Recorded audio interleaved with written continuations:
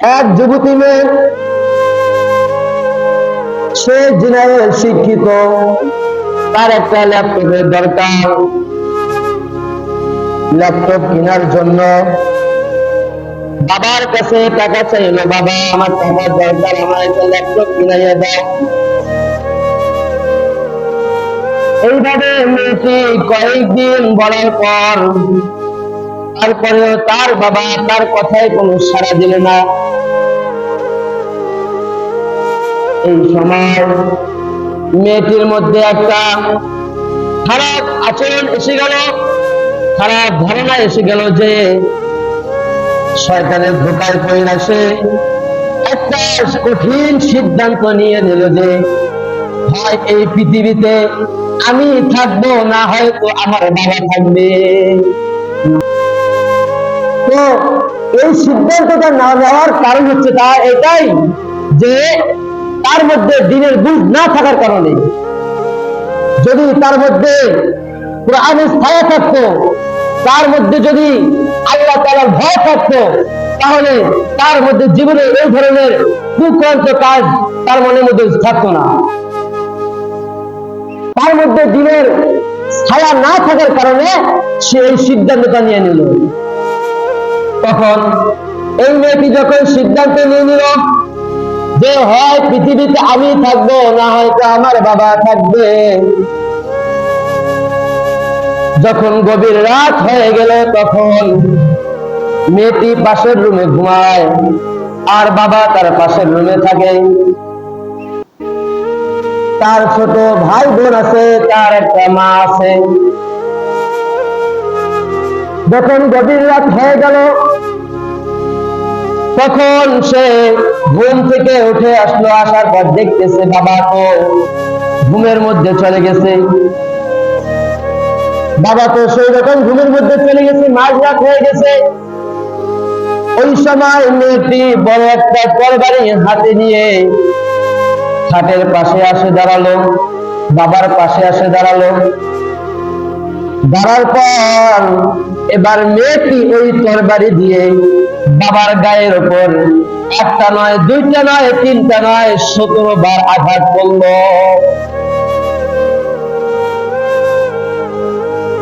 একটা নয়, দুইটা নয়, 17 বার আঘাত করলো। তাহলে আপনারা বলেন ওই লোকটা কি বেঁচে থাকার কথা? কিন্তু আল্লাহ তাআলার কুদরত দিয়ে, আল্লাহ তাআলার মেহেরবানিতে ওই লোকটা তারপরে বেঁচে ছিল। তো যখন আঘাত করলো, বাবা তো রক্তে রঞ্জিত হয়ে গেল, বাবা তো চিৎকার করা শুরু করে দিল। এই চিৎকার শুনে তার মা দৌড় দিয়ে আসলো, তার ছোট ভাই বোন দৌড় দিয়ে আসলো। মা তো হতবাক হয়ে গেল, কি করলা তুমি তোমার বাবাকে? ভাই বলতো ছোট ভাই বোন ওই মেয়েটিকে ধরলো, ধরার পর বলতেছে তুই আমার বাবাকে কেন মারলি? তোর হুকুম কে দিল তুই আমার বাবাকে মারার জন্য? তখন মেয়েটি আওয়াজ দিয়ে বলল, শোন, আমি আমার বাবার কাছে কয়েকদিন থেকে ল্যাপটপের জন্য টাকা চাইতেছে, টাকাও দিতেছে না, ল্যাপটপও কিনে দিতেছে না। এই জন্য আমি সিদ্ধান্ত নিয়ে নিয়েছি হয় পৃথিবীতে আমার বাবা থাকবে, না হয়তো আমি থাকবো। এই পৃথিবীতে হয় তিনি থাকবে, না হয়তো আমি থাকবো। এই কারণে আমি আমার বাবাকে হত্যা করেছি। এদিকে তার মা বেটি নিয়ে তার কাছে গেছে তাকে মারার জন্য, কিন্তু বাবা যে কত বড় নিয়ামত, বাবা চিৎকার করতে বলতেছে না না, ওরে মারিও না, ও ভুল করে ফেলছে। মা বটি ফেলাই দিয়ে তার স্বামীর কাছে গিয়ে স্বামীকে জড়াই নিয়ে কান্না করতেছে যে আহা, এ কি হয়ে গেল?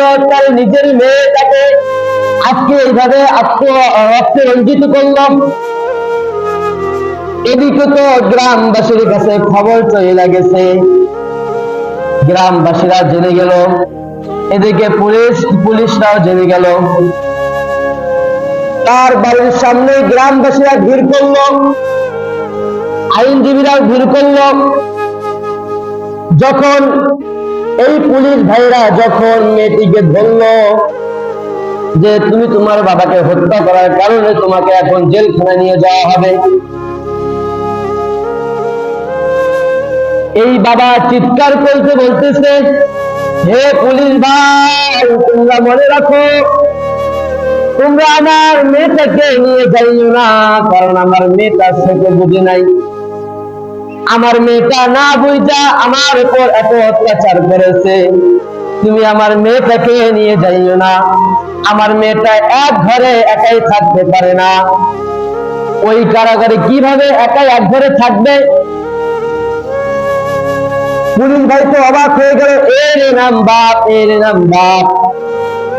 পুলিশ ভাই তখন উপরের দিকে তাকাইয়া আল্লাহকে বলে, আল্লাহ, এর এই নাম কি বাপ?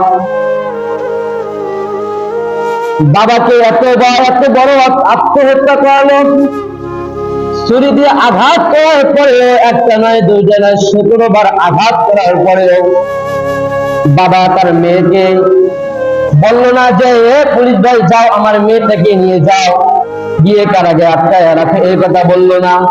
না বলে বাবা একবারে চিৎকার আওয়াজ দিয়ে বললো, না, আমার মেয়েটাকে নিয়ে যাইও না, কারণ আমার মেয়েটা ছোট, এক ঘরে একাই থাকতে পারে না। আশেপাশে যত মানুষ রয়েছে সবাই তো অবাক হয়ে গেল, এই কেমন বাবা? এবার বাবা মেয়েটিকে বলল, তোমরা সবাই শুনে রাখো, মেয়ে তুমিও শুনে রাখো, আমি শুনলাম আমার নাকি অপারেশন হবে, তো আমি যদি এই দুনিয়ার মধ্যে জীবিত থাকি তাহলে তোমার কষ্ট করার কোনো দরকার নাই, আমি নিজেই গিয়ে তোমাকে ল্যাপটপ কিনে দেব। আর যদি আমি অপারেশন করার পর দুনিয়ার মধ্যে না থাকি, তাহলে তোমাদের সবার একটা দায়িত্ব থাকলো যে আমার আলমারির মধ্যে কিছু টাকা রাখা হয়েছে, এই টাকাটুকু নিয়ে গিয়ে তোমরা আমার মেয়েটাকে একটা ল্যাপটপ কিনাইয়া দিবা।